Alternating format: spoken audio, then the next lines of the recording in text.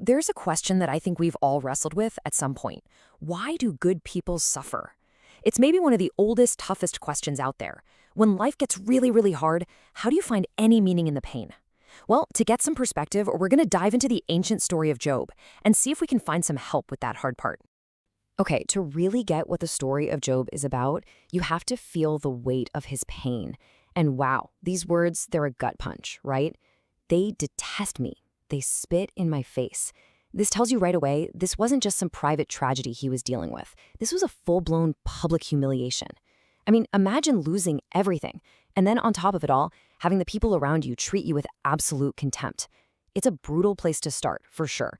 But we have to start here to understand everything that followed. All right, so our first section is called A World of Pain, and the subtitle says it all. More than just loss, a crisis of meaning. We really have to grasp the full scale of this disaster, because to get to the wisdom in this story, you first have to be willing to sit with the sheer weight of the suffering. We're talking about a total collapse of his entire world and everything he thought he understood about it. I mean, just look at the sheer totality of this. Physically, he's covered in loathsome sores, in racking pain, dealing with a constant fever. Emotionally, the loss is just grievous. His whole family, gone. Financially, complete loss of wealth, everything he'd built. And then there's the social collapse. His own wife rejects him, and as we just read, he's facing public ridicule and abuse. This isn't just one bad thing happening. It's like a systematic dismantling of a person's life, piece by painful piece. So into this absolute crisis walk Job's friends, Eliphaz, Bildad, and Zophar. And they see all this suffering, and they come in with what they think is a neat, tidy little formula to explain it all. This section is called The Flaw in the Formula, because, as we're about to see, life's hardest truths, they almost never fit into easy answers. And this is really the heart of the debate in the whole story. You've got these two totally different views on suffering. On one side, you have the friends formula. It's super simple. Goodness equals blessing. Trouble equals punishment. So their conclusion? Job, you must have sinned. It's this idea that God is like a cosmic vending machine, Put in good deeds, get out blessings. But then you look at Job's reality. It's so much deeper. He's saying, wait, God is not a machine. He understands that all humanity falls short, and that your hope isn't in your own righteousness, in your own perfect record. It's in trusting God's mercy. And just in case there was any doubt about who was right, the story gives us its own verdict, and it's a bombshell. At the very end, God himself shows up and says this. He says, I am angry with you because you have not spoken the truth about me, as my servant Job has. Wow. I mean, God literally steps in and sides with Job. He completely rejects that simple transactional formula his friends were pushing. It's this incredible rebuke of the whole idea that we can just figure God out. It turns out Job's messy, honest, humble struggle was actually closer to the truth. So what was the friends' big mistake? Where did they go so wrong?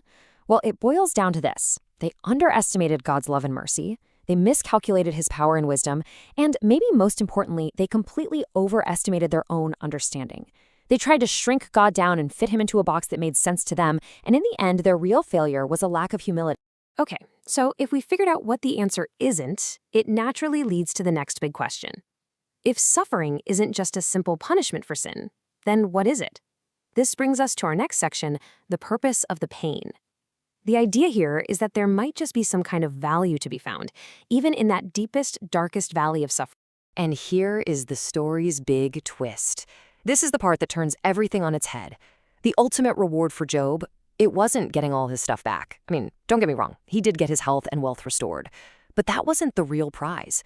The true reward, the whole point of the pain, was that it led to something incredible, a direct, personal encounter with God.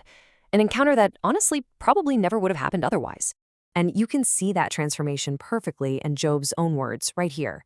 He says, my ears had heard of you, but now my eyes have seen you.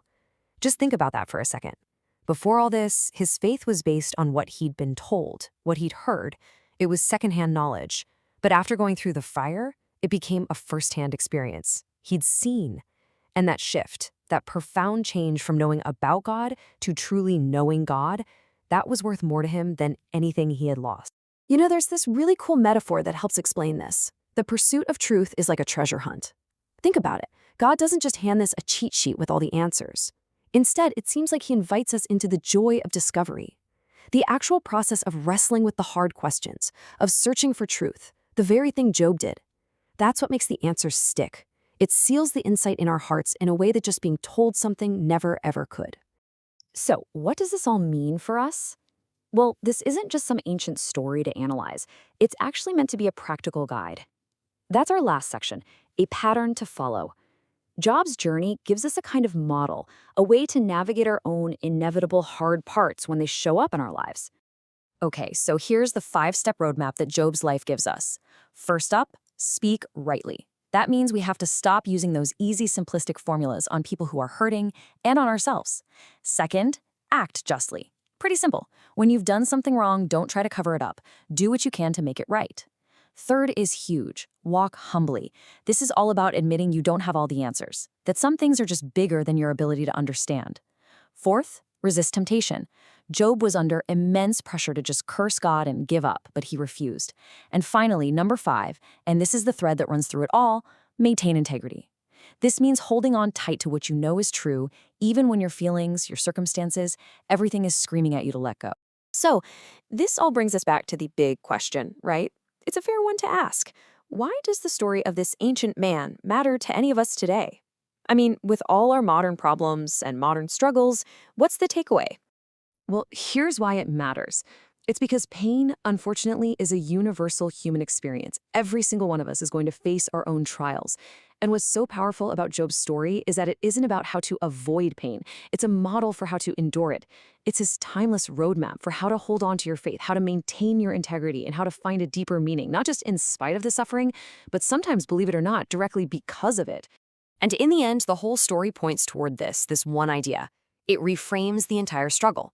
See, it's not just about gritting your teeth and surviving. It's about a journey that leads to a final, joyful validation. All that perseverance, all that integrity, that painful search for truth, it's all leading somewhere. It's leading to the moment you might hear these words. And that hope, that perspective, well, that changes everything.